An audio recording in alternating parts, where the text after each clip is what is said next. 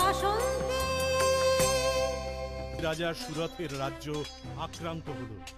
রাজা নামলেন যুদ্ধে। অত্যন্ত সাহস ও বিক্রমের সঙ্গে যুদ্ধ করলেও শেষ রক্ষা হল না। পরাজিত হলেন রাজা। হায়, আমি পরাজিত, সিংহাসনচ্যুত। কি করব? কোথায় যাব? কি করে ফিরে পাবো আমার দেশ? রাজন,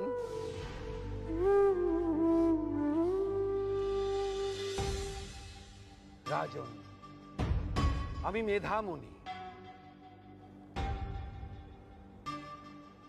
এসো, আমার আশ্রমে এসো। মা মহামায়ার আরাধনা করো। দেবী তুষ্ট হলে তোমার অভীষ্ট সিদ্ধ হবে। মা মহামায়া, মা মহামায়া কি দেখা দেবেন আমার মতন একজন সামান্য ভক্তকে? রাজন, মা মহামায়ার কাছে কোনো সন্তানই সামান্য নয়। এসো।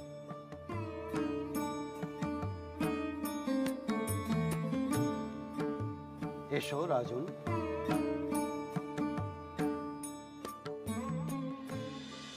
মেধা মুনির পরামর্শে মায়ের তপস্যায় বসলেন রাজা সুরথ। 3 বছর ধরে চলল সেই কঠিন তপস্যা। দুষ্ট হলেন মহামায়া।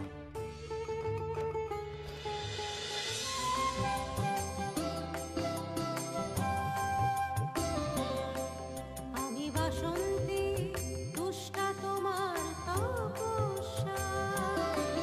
হে সুরথ, হও বলিয়ান মম ক্ষমতা। ফিরে পাও তব ধৃত রাজপাট, নৃপতি তিলকে ভরুক ললাট। হে প্রজাপালক, রাজ করো তুমি এ বাংলায়, রাজ করো তুমি এ বাংলায়, রাজ করো তুমি এ বাংলায়। আমি বাসন্তী। মা বাসন্তীর কৃপায় রাজা সুরথ ফিরে পেলেন রাজত্ব। প্রজাদের মধ্যে ছড়িয়ে পড়া আনন্দ যেন ফুটে উঠল প্রকৃতির বুকেও।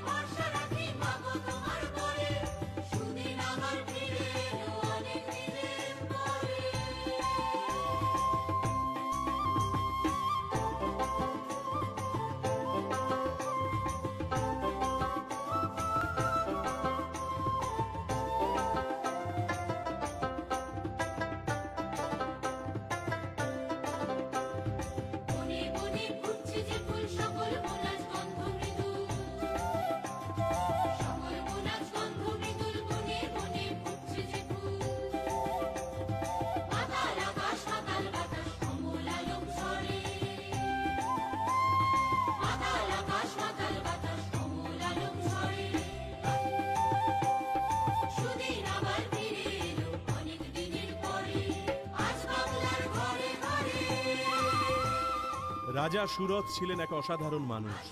রাজ্য ফিরে পেয়ে তার মনে হলো, মা তো আমার জন্য এত করলেন, আমি তো তার যথেষ্ট আরাধনা করলাম না। এই চৈত্র মাসে মায়ের বাসন্তী রূপের পূজা প্রবর্তন করব। চৈত্র মাসের শুক্লপক্ষের ষষ্ঠী তিথিতে দেবী বাসন্তীর পূজা করলে দূর হয় অভাব অনটন।